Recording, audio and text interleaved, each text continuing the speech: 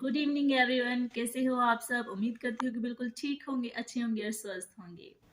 आज जैसे कि बहुत दिनों बाद मैं ब्लॉग बना रही हूँ। ऐसे तो मैंने बना रखे हैं बट अपलोड नहीं किए हैं। जैसे कि मैंने आपको लास्ट टाइम बताया था कि मैं मम्मी के यहाँ गई थी। तो रवानगी का आई थिंक मुझे याद नहीं है ब्लॉग डाल दिया मैंने।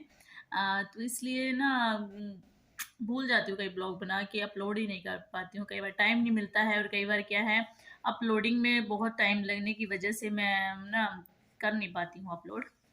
तो देखते हैं ये जो मतलब ब्लॉग बना रही हूँ ये भी अपलोड कर पाती हूँ कि नहीं कर पाती हूँ। तो उम्मीद करती हूँ कि आप बिल्कुल ठीक होंगे और भगवान की कृपा से आप हमेशा खुश रहें। क्योंकि बोलते हैं कि अगर किसी दूसरे के लिए दुआ मांगो तो खुद की भी वो दुआ कबूल होती है, खुद को भी अच्छा मिलता है उसका रिस्पांस। तो यही कामना करती हूँ कि आप सब लोग खुश रहें, मस्त रहें और चहकते रहे चिड़ियों की तरह। चहकने का मतलब ये नहीं है कि घर घर में घरे कलेश करें। चहकने का मतलब खुश मिजाज रहें 24 घंटे। और आज जैसा कि मेरा एक भजन सुनाने का मन कर रहा है कि प्लीज़ सुनिएगा, इन आनंद उठाइएगा उस भजन का। और मुझे सपोर्ट कीजिए, लाइक कीजिए, शेयर कीजिए एंड सब्सक्राइब कीजिए मेरे चैनल को। बीच में थोड़ा सा अच्छा रिस्पांस मिला था मुझे, बट पता नहीं फिर ये यूट्यूब वालों को क्या हो जाता है, बीच में मेरी रील रोक देते हैं वीडियोस रोक देती है, ब्लॉग रोक देती है, पता नहीं क्या हो जाता है इनको। तो प्लीज़ आप लोग जो है मेरी ब्लॉग्स को शेयर किया कीजिए। तो सुनाती हूँ मैं आपको एक भजन। मुझे जब भी मैं परेशान होती हूँ ना, तो ये भजन गाती हूँ मैं। कभी मुझे ऐसा लगता है कि चारों तरफ से अब कोई उम्मीद नज़र नहीं आ रही है, अब मैं कुछ कर नहीं पा रही हूँ, अब कैसे होगा, क्या होगा, तब मैं एक भजन गुनगुनाती हूँ। कभी खाना बनाते टाइम, कभी काम करते टाइम। तो उस भजन को गाने के बाद में तो मुझे बहुत रिलीफ फील होता है और ऐसे लगता है कि बस छोड़ दिया माता जी पे, अब माता जी जाने, उनका काम जाने। फिर उसके बाद में अच्छा होने लगता है। तो यही आपसे भी कहना चाहूँगी कि आप कभी भी अपनी लाइफ में इतने परेशान हो कि ऐसा लगे कि चारों तरफ से सब दरवाजे बंद हो गए हैं, अब कोई भी उम्मीद की किरण नज़र नहीं आ रही है। तो उस टाइम पर अपने आप को रिलीफ, बिल्कुल एक रिलैक्स पोजीशन में रख दो और सिर्फ परमात्मा को याद करो, क्योंकि करने वाला सिर्फ वही है। वही हमें मुश्किलों से पार। ये नहीं होता कि सबकी लाइफ में कोई ना कोई प्रॉब्लम छोटी मोटी आती ही रहती है। कोई भी बंदा अपनी लाइफ में खुश, चारों तरफ से खुश नहीं है। किसी को कोई प्रॉब्लम है तो किसी को कोई प्रॉब्लम है, बट ये है कि कई उन परेशानियों से निजात पाने के लिए कोशिश करते हैं और कई उन परेशानियों से टूट जाते हैं। तो ऐसा नहीं करना है, क्योंकि होता है, मेरे साथ भी होता है, बड़ी बड़ी बातें लोग कर लेते हैं बट जब खुद पे वो चीज़ लागू होती है, जब वो चीज़ खुद पे आती है, तब आदमी को पता चलता है। बट लेकिन है, होता है, मैं भी फील किया है। बट मैं बोल रही हूँ ना कि जब मुझे ऐसा कुछ फील होता है तो मैं, मेरे एक भजन है जो सुना करती हूँ, गुनगुनाया करती हूँ। सुनती तो नहीं हूँ, फिर गुनगुनाती हूँ, अच्छा लगता है मुझे वो भजन। और बस उस भजन को गाने के बाद में मेरी सारी परेशानियाँ ख़त्म हो जाती हैं। तो भजन ऐसा है, अगर आवाज़ अच्छी ना लगे तो भी कमेंट करना, अच्छी लगे तो भी कमेंट करना प्लीज़।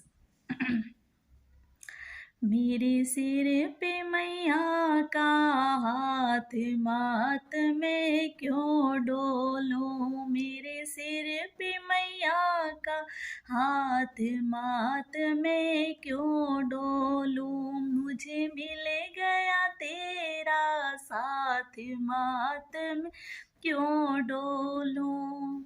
तुझ संग प्रीत लगानी सौखी, मैया संग प्रीत लगानी सौखी। प्रीत की रीत भानियों की कहीं छुट ना जाए साथ, मात में क्यों डोलूं। कहीं छुट ना जाए साथ, मात में क्यों डोलूं। मेरे सिर पे मैया का हाथ, मात में क्यों डोलूं।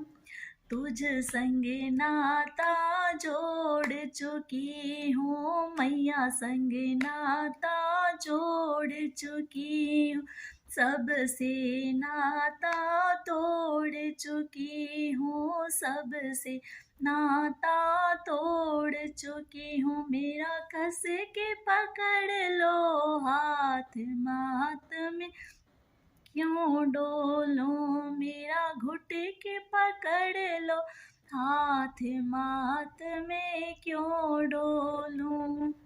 डूंगी नदिया नाव पुरानी, डूंगी नदिया नाव पुरानी, मैं अनजानू तेरा न जानू, मैं अनजानू तेरा न जानू, मेरी नैया लगा दो पार, मात में क्यों डोलो, मेरी नैया लगा दो पार, मात में क्यों डोलो। मेरे सिर पे मैया का हाथ, मात में क्यों डोलूं। तुझ इतना सही आता है। एक पैरा और है, वो थोड़ा सा मिस हो गया मुझसे, क्योंकि ये जो है लास्ट वाला जो पैरा था उसके से रिलेटेड ही है। तो प्लीज़ भजन बताइएगा कैसा लगा आपको, और अगर पूरा सुनने की इच्छा हो आपकी तो मैं इसको दोबारा से एक अलग से ब्लॉग बनाऊंगी इसका, तो मुझे प्लीज़ कमेंट करके बताइएगा।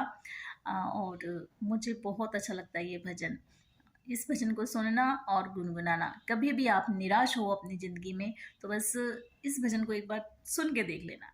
बाय गॉड, माय एक्सपीरियंस कि सब कुछ अच्छा होगा। मैं यही कामना करती हूँ भगवान से, ईश्वर से, मेरी माता रानी से, मेरे भोले से, कि हम सब की, साथ में मुझे भी समेट रही हूँ मैं हम सब की इच्छाएं माता रानी पूरी करें, हम सब की परेशानियाँ दूर करें, और जो अपनी ज़िंदगी से, अपनी लाइफ से, अपनी परेशानियों से परेशान हो गए हैं उन सबको एक उम्मीद की किरण जगाए, उनमें उत्साह भरा जो है, उत्साह भरे उनमें, जो अपनी आगे की जो ज़िंदगी है अच्छे से बिताने के लिए तत्पर रहें, प्रयास करें।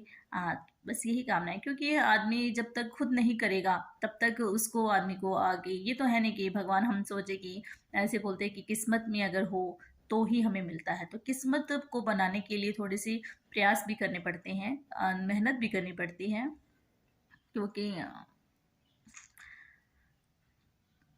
क्योंकि है ना, किसी भी बात को बोलने से पहले, कहने से पहले मैं ना खुद पे उसको थोड़ा सा सोचती हूँ कि, क्योंकि मेरे में भी हैं कई खामियां हैं ऐसी, जैसे मेरी जॉब से रिलेटेड मुझे जॉब नहीं लगी तो मुझे ऐसा लगता है कि मेरी किस्मत में नहीं थी, या फिर भगवान ने मेरे साथ बुरा किया, इस वजह से मेरी नौकरी नहीं लग पाई है। तो मैं ना सोचती हूँ कि शायद ये अच्छा था मेरे लिए, भगवान ने कुछ अच्छा अच्छा सोचा है, ऐसे सोच के मतलब एक बोलते हैं ना वो, उसको, परेशानी को कम करने की कोशिश करते हैं, क्योंकि सच है ये बात कि भगवान जो करता है अच्छे के लिए करता है। हो सकता है कि मेरी नौकरी नहीं लगने से, क्योंकि मैंने देखा है नौकरी लगने वालों का सारा दिन बिजी रहते हैं, अब कम से कम थोड़ा कुछ अपनी रिलैक्स कर लेते हैं, मतलब आराम कर लेते हैं। अदरवाइज़ जो है जॉब में जाने के, स्कूल जैसे मैं जाती हूँ, प्राइवेट स्कूल में ही हूँ, तो मुझे पता है कि सुबह 4 बजे उठना पड़ता है, 3 बजे उठना पड़ता है। अब थोड़ी सी तबीयत सही नहीं होने की वजह से थोड़ा लेट उठती हूँ मैं, अदरवाइज़ मैं 3:30 बजे उठती थी पहले। घर पे पूजा करके जाती थी, 2-2 घंटे की पूजा करके जाती थी, घर का सारा काम करके जाती थी।